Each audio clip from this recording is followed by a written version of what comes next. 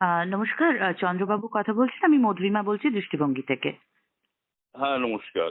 হ্যাঁ, বলুন। আপনার এক্স হ্যান্ডেলে একটা স্টেটমেন্ট দেখছিলাম যেখানে আপনি হিস্টোরিক ব্লান্ডার বলেছেন, মানে বিজেপি যে আপনি জয়েন করেছিলেন সেই বিষয়টাকে। মানে একটু কি দেরি হয়ে গেল এটা বোধ করতে, নাকি আহ, অনেক কিছু মাঝখানে ছিল সে কারণে একটু সময় নিয়েছিলেন?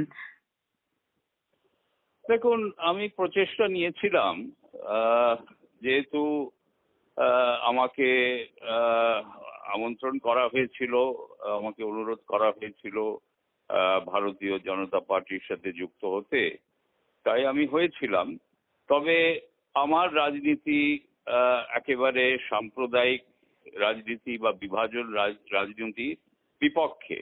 হুম হুম। তো আমি কিন্তু চেষ্টা করেছিলাম ভারতীয় জনতা পার্টির মধ্যে যদি একটা আদর্শকে গ্রহণ করা যায়। হুম। বিজেপি একটি খুব বড় রাষ্ট্রীয় দল, আহ, বলা হয় বিশ্বের সবচেয়ে বড় দল।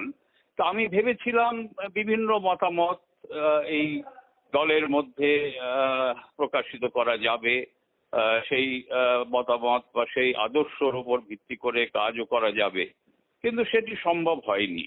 আমি চেষ্টা করেছিলাম প্রায় 7 বছর ধরে। আহ, আমার এই নিয়ে আলোচনা হয়েছিল কেন্দ্রীয় নেতৃত্ব, এখানে আহ, রাজ্যের নেতৃত্বের সাথে। ওনারা অবশ্য আমাকে আশ্বাস দিয়েছিলেন যে আপনি করুন, আপনি শরৎচন্দ্র বোস এবং নেতাজি সুভাষচন্দ্র বোসের আদর্শ, যে আদর্শ হচ্ছে সর্বধর্ম সমন্বয়, সবাইকে ঐক্যবদ্ধ করে ভারতীয় বলে প্রতিষ্ঠিত করা এবং সকলের জন্য কাজ করা। কিন্তু সেটি যেহেতু সম্ভব হয়নি, তাই আমি নিজেকে সরিয়ে নিয়েছি। আহ, আমি যেটা মনে করি যে এখন ভারতবর্ষ একটি খুবই সংকটের মধ্য দিয়ে যাচ্ছে। যেভাবে বিভিন্ন বিভিন্ন দল, আমি শুধু ভারতীয় জনতা পার্টিকেই বলবো না, তবে তারা শীর্ষে রয়েছে, যে বিভাজনের রাজনীতি, সাম্প্রদায়িক রাজনীতি যে ভারতবর্ষকে দুখণ্ডিত করেছিল 1947 সালে, এবং আরো মূল বিষয় যে বাংলাকে বিভক্ত করেছিল। হুম হুম। বাংলা বাংলা যদি ঐক্যবদ্ধভাবে বিভক্ত না হতো, অববিক্ত বাংলা থাকতো, আমার মনে হয় ভারতবর্ষ এবং বাংলার অনেক অনেক তাতে লাভ হতো, অনেক সুযোগ থাকতো আমাদের।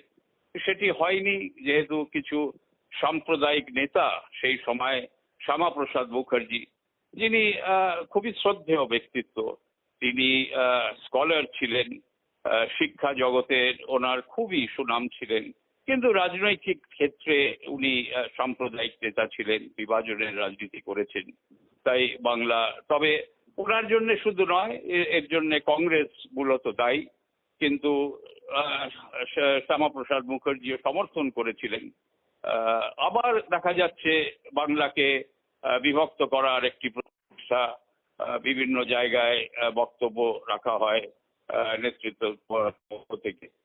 তো এগুলো সঠিক নয়, এর বিরুদ্ধে আমাদের কিন্তু লড়াই করতে হবে। তাই আমি অনুরোধ করেছি, আহ্বান করেছি যে যারা আমাদের সংবিধানে বিশ্বাসী, ভারতীয় কনস্টিটিউশনে যারা বিশ্বাসী, আপনি জানেন ভারতবর্ষ একটি ধর্ম নিরপেক্ষ রাষ্ট্র, এটি তো সংবিধানে রচনা করা রয়েছে।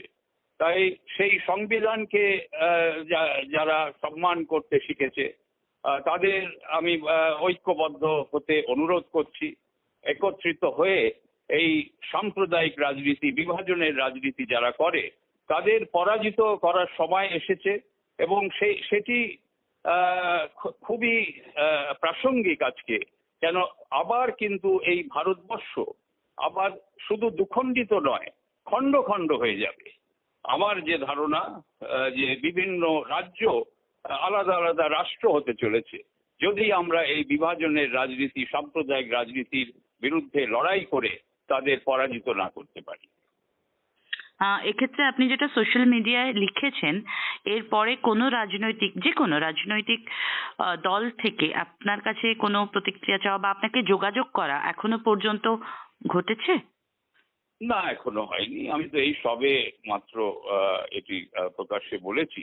হুম হুম। তবে এটা কিন্তু আমার মনে হয় যেসব দল যারা এই সাম্প্রদায়িক রাজনীতির বিরোধিতা করে তাদের দায়িত্ব, তাদের কর্তব্য এগিয়ে আসে।